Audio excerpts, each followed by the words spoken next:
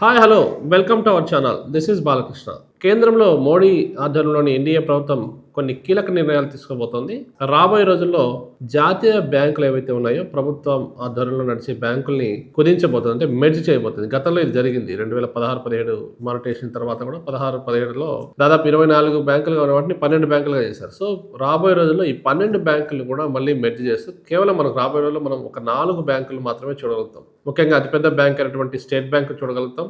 మరికొన్ని బ్యాంకులను మెర్జ్ చేస్తూ బ్యాంక్ ఆఫ్ బరోడాలో మెర్జ్ చేస్తూ బ్యాంక్ ఆఫ్ బరోడా చూడగలుగుతాం. తర్వాత Indian bank, Punjab national bank వంటి వాటిని మెర్జ్ చేస్తూ అదొక బ్యాంక్. టోటల్ గా ఓవరాల్ గా ఒక 4 బ్యాంకులు మనకి కనిపించే రాబోయే రోజుల్లో ఎక్కువ మన credit cards, debit cards bank సంబంధించిన మోసే అవసరం లేకుండా ఇవన్నీ కూడా ఒకే గొడుగు కిందికి వచ్చేలాగా ఆర్థిక నిర్వహణ సౌలభ్యం కోసం కానీ మరి ఇతర కారణాల వల్ల కానీ ఈ తంతు మొత్తం, ఈ వ్యవహారం మొత్తం కూడాను ఆర్థిక శాఖ మంత్రి ఎవరైతే ఉన్నారో నిర్మలా సీతారామన్ ఆధ్వర్యంలో జరగబోతుంది. రాబోయే రోజులు అంటే 2026-27 లోపే ఈ వ్యవహారం మొత్తం పూర్తి చేసేలాగా మనకి సమాచారం ఉంది. మొత్తం జాతీయ బ్యాంకులు కూడా ఇప్పుడు మనం ఒక 4 బ్యాంకులుగా మనం చూడొచ్చు రాబోయే రోజులు. ఇంక ఇన్ని బోర్డులు మనకు కనిపించకపోవచ్చు. కేవలం 4 జాతీయ బ్యాంకులు మాత్రం మనకి కనిపిస్తాయి ఎక్కడ చూసినా. ఇది ఇక్కడ కొసమెరుపు ఏంటంటే ఈ మెర్జ్ జరుగుతున్న వ్యవహారం ఆల్రెడీ చర్చలో నడుస్తుంది. ఈ క్రమంలో కొత్త రాజధాని, ఆంధ్రాకు రాజధాని ఏదైతే అమరావతి ఉందో అమరావతిలో ఆయా బ్యాంకు సంబంధించిన హెడ్ ఆఫీసులు, స్టేట్ హెడ్ ఆఫీసుని నిర్మలా సీతారామన్ ప్రారంభించడం, అంటే వాటికి పునాదులు వేయడం అనేది ఒక